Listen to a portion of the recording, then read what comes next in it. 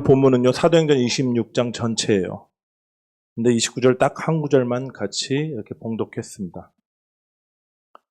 사도행전 26장을 보면요, 이제 로마 법정에 선 바울이 사도행전 전체에 총 3번의 변론을 하거든요.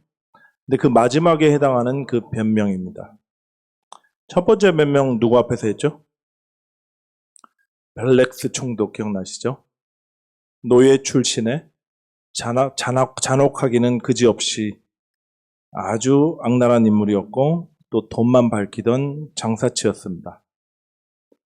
두 번째 변명은 누구 앞에서 했냐? 그 벨렉스의 뒤를 이어 부임한 베스토 총독 앞에서였습니다. 이 베스토로 말하자치면 이제 공무원 말단에서 시작해가지고요, 1급 공무원을 그 자리까지 올라서 결국은 유대 총독의 자리까지 오른 입지전적의 인물입니다. 아주 자수성가로 치면 국가대표급 되는 인물이에요. 근데 어렵게 오른 자리잖아요. 그런 만큼 이 자리를 지키고자 하는 그런 마음이 많았습니다. 그래서 피지배 민족인 유대인들의 눈치를 많이 봤고요, 아주 꼼꼼하게 일을 처리하기 위해서 굉장히 노력을 기울이는 것을 우리가 알 수 있습니다.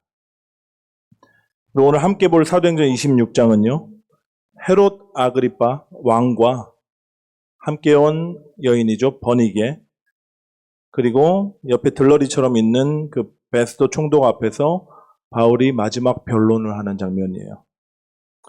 아그리파 왕에 대해서는 제가 말씀을 좀 소개를 드렸죠. 당시 유대 북쪽에 조그만 땅을 치리하던 그리 세력이 크지 않았던 왕이었는데 유대교에 관해서는 권력이 대단했던 왕입니다. 왜냐?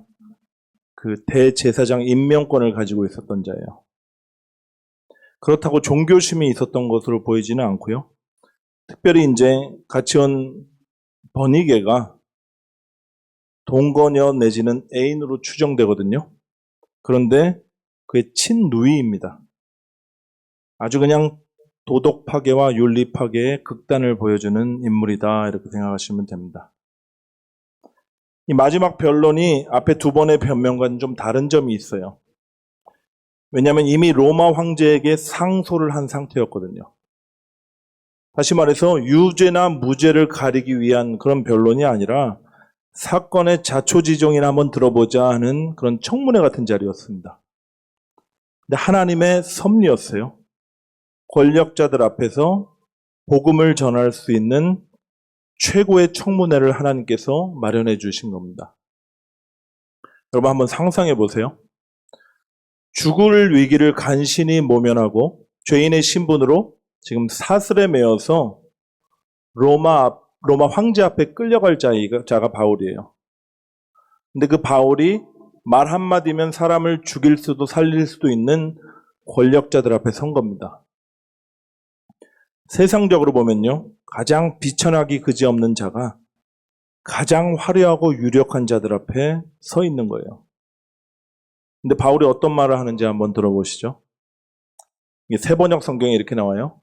나는 오늘 왕뿐 아니라 모든 사람이 꼭 나와 같이 되기를 하나님께 빕니다.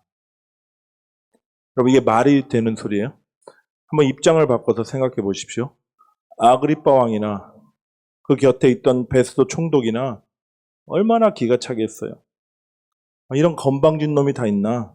죄수 주제에 감히 우리를 가르치려 드는 것도 모자라서 이제는 아예 자기같이 되라고 저주를 퍼붓질 않나? 아주 몹쓸 놈이구만, 이렇게 생각했을 것 아닙니까? 근데 여러분 재밌는 건요, 우리 역시 바울의 이 말을 들을 때 좀 불편하게 느끼는 그런 분들이 많아요. 저도 좀 그랬어요. 이런 생각을 해봤습니다. 솔직히 우리 바울 형님이 좀 더 겸손하게 얘기를 하면 더 은혜가 될 텐데, 바울이 고린도전서에 이런 말도 한 적도 있거든요. 그러므로 나는 여러분에게 권합니다. 여러분은 나를 본받는 사람이 되십시오. 아니, 그리스도를 본받으라고 해야지 지가 얼마나 잘났으면 자기를 본받으라고 그렇게 권하냐. 여러분 이런 생각 안 해보셨어요? 나와 같은 사람이 되라. 나를 본받으라. 이건 다소 교만해 보이는 발언 아닙니까? 제가 본문을 묵상하면서 한번 곰곰이 생각해 봤어요. 바울이 왜 이런 얘기를 했을까? 그리고 그의 이런 발언이 왜 나에게는 불편하게 다가왔을까? 이런 생각이 들었습니다. 제가 이렇게 생각한 것 같아요.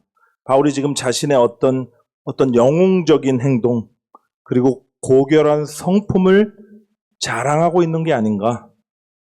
한마디로 바울 자신이 어떤 도덕적인 영웅주의를 가지고 이런 얘기를 하고 있는 게 아닌가 하고 단정했던 것 같아요. 그렇다면 우리가 섣불리 단정하기 전에 바울이 무엇을 본받으라고 하는지, 또 자신의 어떤 면을 부각시키면서 나와 같이 되라고 하는지 우리가 살펴볼 필요가 있습니다. 어디서 찾을 수 있을까요? 그냥 바울이 앞에서 무슨 얘기를 했는지 보면 알아요.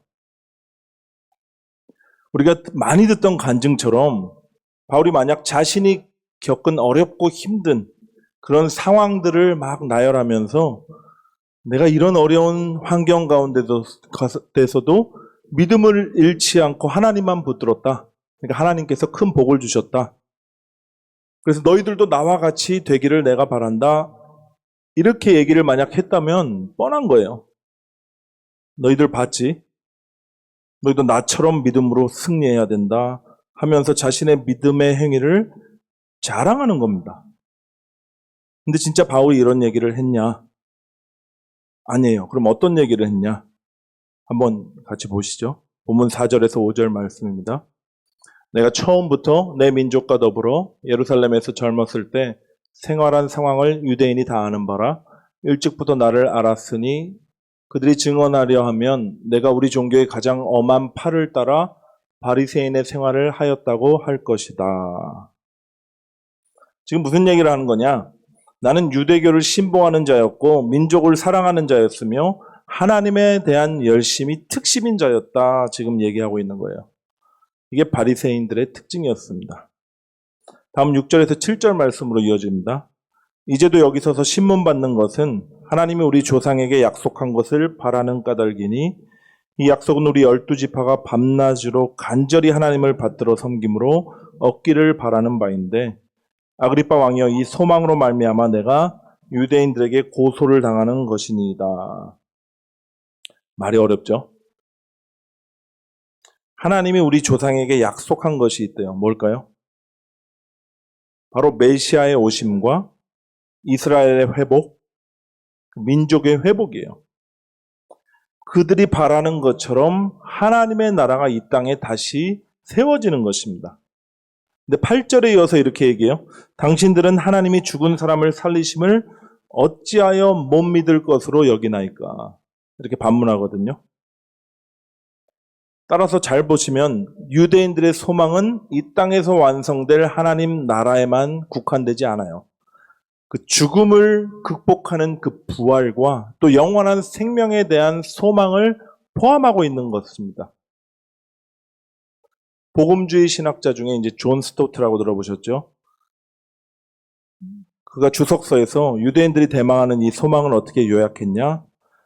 메시아의 오심과 그의 안에서 주어질 부활과 영생이다. 이렇게 얘기했습니다. 다시 앞의 구절과 붙여서 한번 생각해 볼게요. 또 앞으로 이어갈 그 내용과 좀 연관돼서 제가 요약해 드리면 이런 얘기입니다. 나는 하나님에 대한 열심으로 메시아를 기다리며 하나님 나라의 완성과 부활에 대한 소망을 가졌던 자다. 그런데 실상은 나는 죽은 자였다. 이런 나에게 주님이 찾아오셨다. 나같이 열심히 특심인 유대인들이 잡아 죽인 그 메시아를 하나님이 다시 살리셨다. 그 부활의 주님이 나에게 오셔서 죽은 나를 또한 살려주셨다. 내 안에 들어와 나의 생명이 되어주셨다.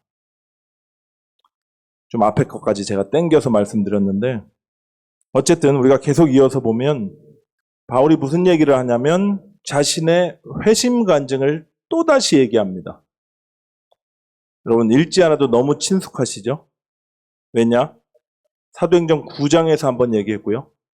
사도행전 22장에서 또 한번 얘기했고요. 지금 26장에서 재탕 3탕하고 계속 반복해서 얘기하고 있는 거예요. 왜 바울은 입만 열면 이 얘기를 꺼낼까요? 나는 포행자고 쳐 죽일 죄인이다라는 고백을 하고 싶은 거예요. 우리가 흔히 듣던 간증처럼요. 믿음의 영웅에 대한 얘기가 아니라 죄인 중에 괴수라는 참회록을 반복해서 지금 얘기하고 있는 겁니다. 바울이 반복해서 강조하는 내용이니만큼 다 아시지만 다시 한번 들어봅시다. 나도 나사렛 예수의 이름을 대적하여 많은 일을 행하여야 될 줄 스스로 생각하고 예루살렘에서 이런 일을 행하여 대제사장들에게서 권한을 받아가지고 많은 성도를 옥에 가두며 또 죽일 때에 내가 찬성 투표를 하였고 또 모든 회당에서 여러 번 형벌하여 강제로 모독하는 말을 하게 하고 그들에 대하여 심히 격분하여 외국 성에까지 가서 박해하였고 그 일로 대제사장의 권한과 위임을 받고 다메섹으로 갔나이다. 긴데요. 여기서 중요한 단어 하나 뽑아보시죠. 뭘까요? 저는 이 단어를 뽑았습니다. 스스로. 스스로예요. 바울은 열심히 대단했던 사람입니다. 열심만 대단했냐? 아니요. 그 열심을 실행할 수 있는 실천력도 대단했어요. 근데 문제는 뭐냐? 스스로 생각하고 그대로 행했다는 거예요. 자기 자신이 주체가 돼서 스스로 옳다고 여기는 것에 목숨을 걸었던 겁니다. 근데 그러면 어떻게 되는지 아세요? 자신의 가치와 옳음을 증명하기 위해서 살게 됩니다. 하나님을 위한다고 하지만 그분을 대적하게 돼요. 결국은 자신을 위해서 삶을 살아가는 거예요. 여러분, 바울이 악해서 지금 그리스도를 대적하는 게 아닙니다. 바로 자기 의로 똘똘 뭉쳐 있었기 때문에 지금 이렇게 행하고 있는 거예요. 여러분, 이게 죄의 본질입니다. 바울은 지금 자기 자신을요, 나는 자기 의로 가득했던 하나님의 원수였다 이렇게 소개하고 있는 거예요. 나는 지옥의 밑창에 들어갈 극악무도한 죄인이었다 고백하고 있는 겁니다. 여러분, 이 고백 가운데 믿음의 영웅주의가 끼어들 틈이 있나요? 아주 작은 틈조차 없어요. 그냥 시커먼 어둠뿐입니다. 근데 이 칠흑 같은 어둠 사이로 빛이 비쳤다 그가 얘기해요. 13절 말씀 보시죠. 왕이여 정오가 되어 길에서 보니 하늘로부터 해보다 더 밝은 빛이 나와 내 동행들을 둘러 비추는지라. 하늘로부터 비추는 빛, 해보다 더 밝은 빛. 누구에게서 나오죠? 하나님이세요. 하나님께서 그 얼굴의 빛을 비추사 지금 바울의 어둠을 깨뜨리고 계신 겁니다. 성경에 여러 번 나오지만 하나님의 임재가 강력하게 임할 때 능히 서 있지를 못해요. 그래서 바울과 동행자들이 다 땅에 엎드러집니다. 그때 말씀이 임하죠. 말씀이 육신이 되어 오신 그리스도께서 나타나시는 장면이에요. 한번 보시죠. 우리가 다 땅에 엎드러짐에 내가 소리를 들으니 히브리 말로 이르되 사울아 사울아 내가 어찌하여 나를 박해하느냐 가시채를 뒷발질하기가 내게 고생이니라. 내가 대답하되 주님 누구시니까? 주께서 이르시되 나는 내가 박해하는 예수라. 여기 주님의 말씀을 한번 자세히 보세요. 솔직히 바울이 박해한 거는 예수님이 아니잖아요. 바울은 예수님 생전에 그분을 뵌 적도 없는 자입니다. 그가 박해한 건 나사렛 이단의 괴수를 신봉하는 신도들, 다시 말해 교회였어요. 근데 주님께서는 지금 나를 박해한다 이렇게 말씀하시는 거예요. 무슨 의미죠? 그리스도와 교회는 하나라는 거예요. 교회로 부름받은 저와 여러분을 예수님께서는요, 자기 자신과 동일시하시고 계십니다. 감동이 되시나요? 감동이 되시던 안 되시던 간에 진리는 변함이 없습니다. 우리 모두는 예수님과 연합한 한 몸인 줄 믿습니다. 예수님의 말씀 속에 재밌는 속담도 하나 나와요. 가시채를 뒷발질하기가 내게 고생이니라. 이 가시치가 뭐냐 찾아보니까 이제 당시 농부들이 이제 소를 몰아갈 때 이제 소가 딴청을 피우거나 이제 고집을 피우고 멈춰 설 때가 많았다 그래요. 그럴 때마다 소의 뒷다리 쪽을 푹 쑤시는 끝이 뾰족한 막대기가 바로 가시채였다고 합니다. 잘 보세요. 주님께서는 지금 자신을 박해하는 바울을 나무라지 않으십니다. 대신 불쌍히 여기시면서 이렇게 말씀하시는 거예요. 네가 자기 의로 열심을 내니까 마치 고집센 소가 가시채를 향해 뒷발질하는 것 같구나. 계속 그렇게 행할수록 너만 더 아플 뿐이다. 미움도 깊어지고 상처도 더 깊어지고 계속 스스로 더 깊이 찌르는 꼴이 될 뿐이야. 저와 여러분의 삶도 마찬가지입니다. 우리가 계속 고집을 피우면서 내 자신이 주체가 되어 나의 의의를 드러내기 위해서 열심을 내잖아요. 그러면 하나님을 대적하게 돼요. 그분의 뜻을 행하기는커녕 그분의 그 뜻을 방해하는 역할을 하게 됩니다. 결과적으로 무거운 짐을 지며 수고는 하는데 상처를 받고 또 그 상처를 스스로 찌르는 꼴이 될 수밖에 없어요. 우리 주님 말씀하십니다. 수고하고 무거운 짐진 자들아 다 내게로 오라. 내가 너희를 쉬게 할 것이다. 내게 와서 내 멍에를 함께 매자. 내 멍에는 쉽고 가볍다. 너희들은 쉼을 얻게 될 것이다. 여러분 이 말씀 앞에서 여러분의 열심도 여러분의 생각도 고집도 이 고단한 삶도 다 주님께 내어드리기를 이 시간 축복합니다. 우리가 살 길은 없어요. 이것뿐이에요. 주님께 순복하고 그분께 메어가는 그 길밖에 없습니다. 그때 비로소 참된 안식을 누릴 수가 있어요. 참된 자유를 누리면서 주님 기뻐하시는 그 길을 걸어갈 수 있게 되는 것입니다.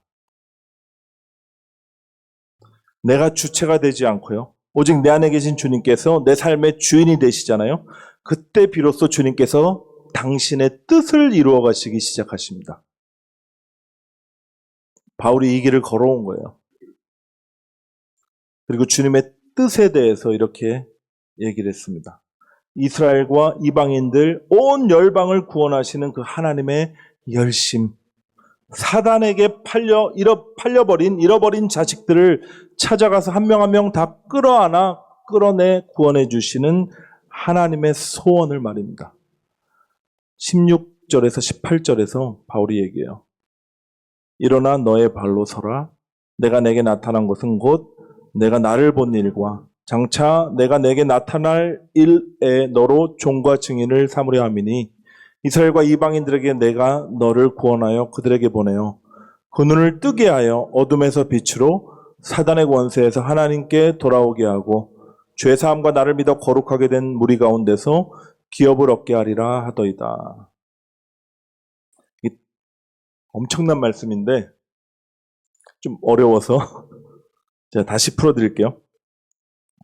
왜 엄청난 말씀이냐? 우리 역시 우리의 연약한 무릎을 일으켜 세워서요. 두 발로 굳게 서야 할 이유를 지금 주님 말씀하시는 거예요. 나를 사랑하심으로 나의 어둠을 깨뜨리고 찾아오신 주님이십니다. 근데 그 주님은 우리를 당신의 종과 증인으로 삼으시겠답니다. 아직도 어둠 가운데서 헤매는 그 영혼들에게 세상의 빛 그리고 세상의 소금으로 우리가 나아가서 주님께서 친히 그들의 눈을 뜨게 하고 사단의 권세에서 해방시키는 그 놀라운 현장 한복판에 우리가 서게 하시겠다는 거예요. 예배가 없는 곳에 찬송과 기도가 울려 퍼지게 하고 교회가 없는 땅에 예수님을 믿어 거룩하게 된 무리가 생겨나는 그 구원의 역사를 경험케 하시겠다는 겁니다. 주님의 약속이에요. 여러분, 다른 이유가 없어요. 주님이 우리를 구원하셨으면 바로 천국에 데려가시면 얼마나 좋아요. 왜 이 고단한 삶을 계속 살게 하시나요? 사단이 활개가 치는 이 마지막 때를 통과하게 하시는 이유가 도대체 무엇입니까?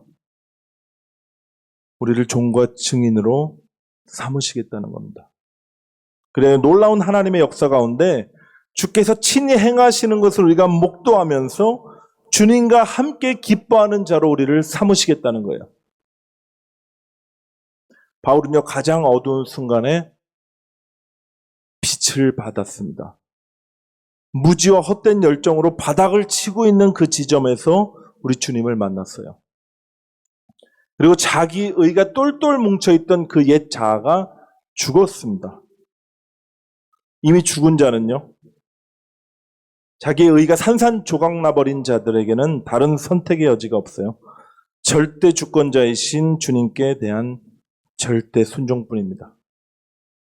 내가 죽고 예수로 사는 자의 고백을 한번 들어보시죠. 아그리빠 왕이여, 그러므로 하늘에서 보이신 것을 내가 거스르지 아니하고 먼저 다메섹과 예루살렘에 있는 사람과 유대 온 땅과 이방인에게까지 회개하고 하나님께 돌아와서 회개에 합당한 일을 하라 전함으로. 계속 얘기해요. 유대인들이 성전에서 나를 잡아 죽이고자 하였으나 하나님의 도우심을 받아 내가 오늘까지 서서 높고 낮은 사람 앞에서 증언하는 것은 선지자들과 모세가 반드시 되리라고 말한 것밖에 없으니 곧 그리스도가 고난을 받으실 것과 죽은 자 가운데서 먼저 다시 살아나사 이스라엘과 이방인에게 빛을 전하시리라 함이니이다 하니라. 자세히 보세요. 바울이 어떻게 얘기하죠? 내가 하나님이 보여주신 것을 거스르지 아니하였다. 또 뭐라고 그러죠? 하나님의 도우심을 받아서 행했다. 철저하게 주체가 바뀐 게 보이시나요? 죄인 중에 괴수라고 고백했던 그 바울은요, 이미 죽었습니다. 이제는 그가 사는 것이 아니라 그 안에 계신 예수 그리스도가 사는 자 된 거예요.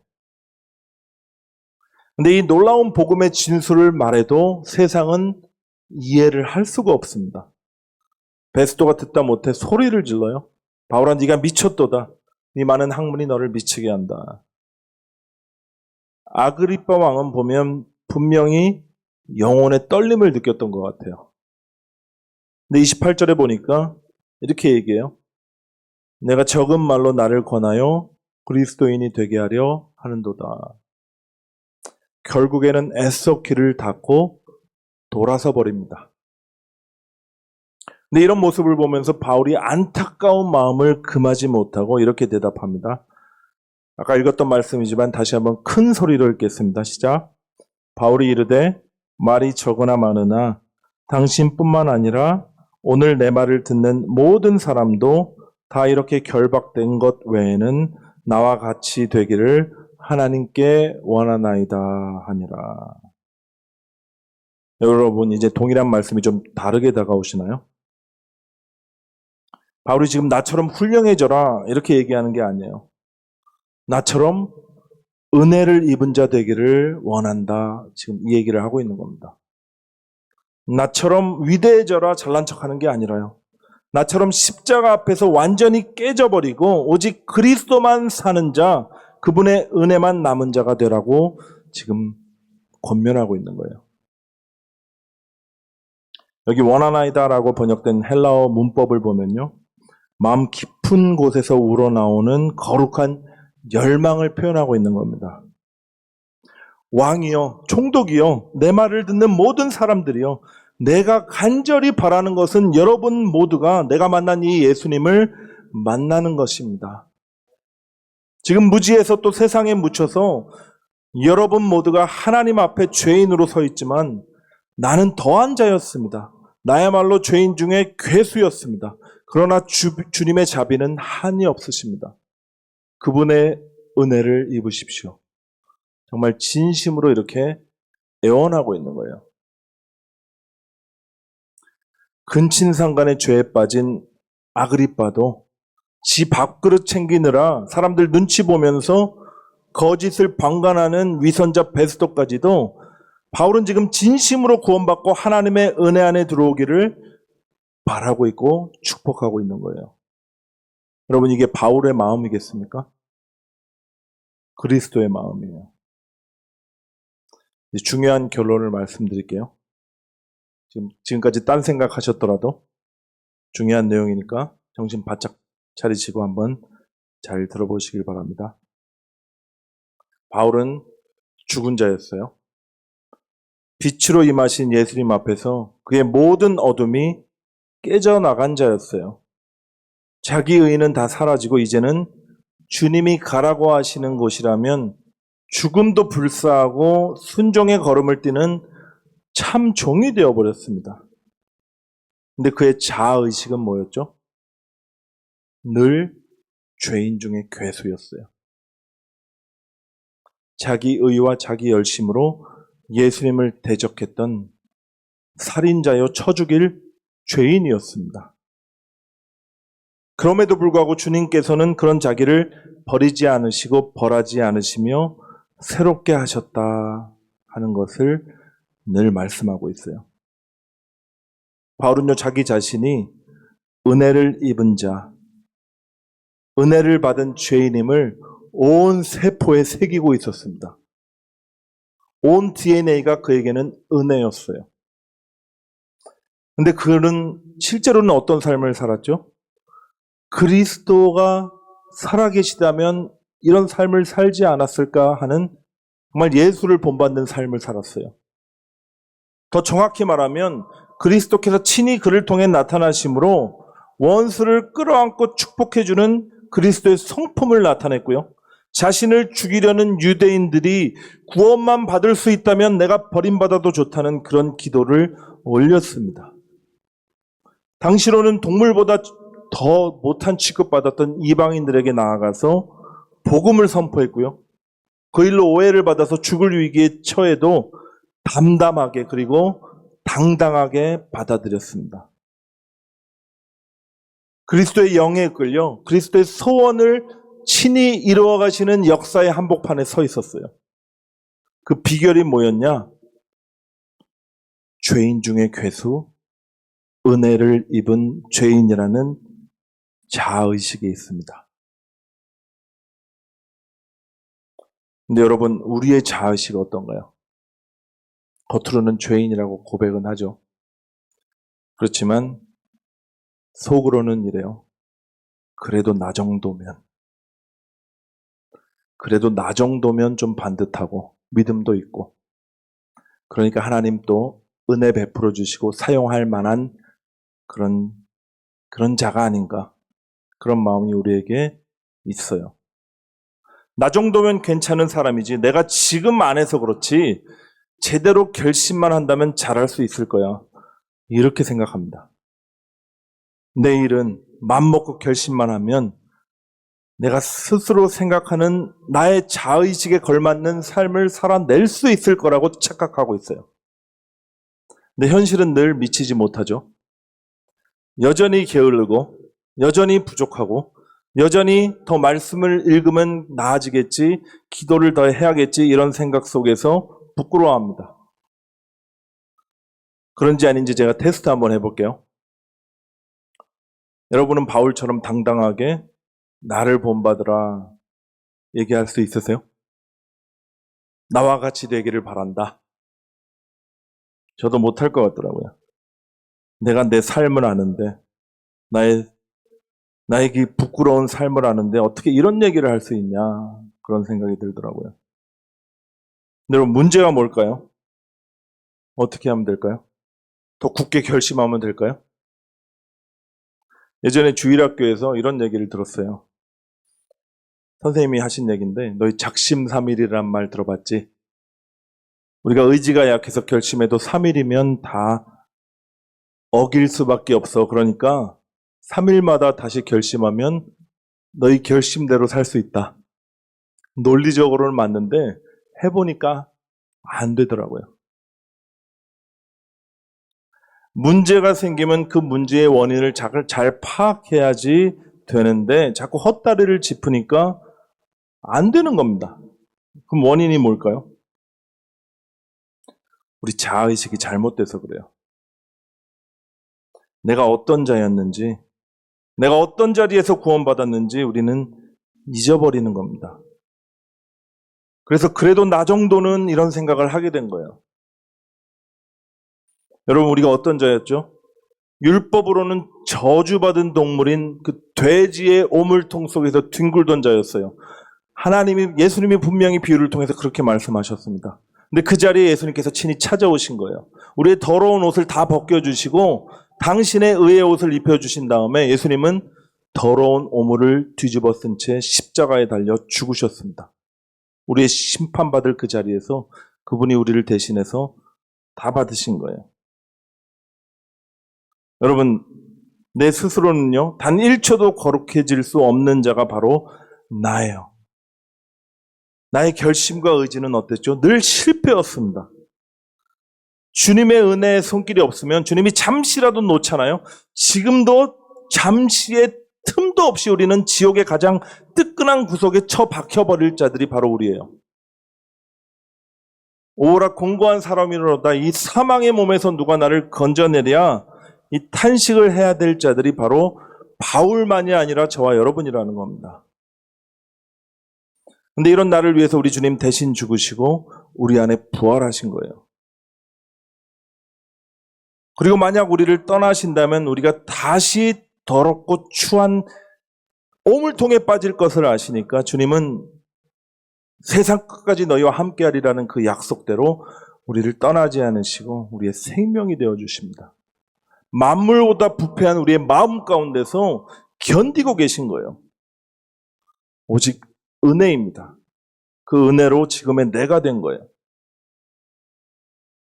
여러분, 세상이 두 쪽 나도요, 잊지 마십시오. 나는 은혜를 입은 죄인입니다. 이 고백이 우리의 온 세포 안에 새겨져야 됩니다. 그러면 매일의 삶을 주님께 맡겨드릴 수밖에 없는 거예요. 주어진 하루를 내가 사는 게 아니라 내 안에 계신 그리스도께서 친히 사시도록 우리를 내어드릴 수밖에 없는 겁니다. 그때 비로소 주님께서 친히 당신의 뜻을 이루어 가심을 우리가 경험케 되는 거예요.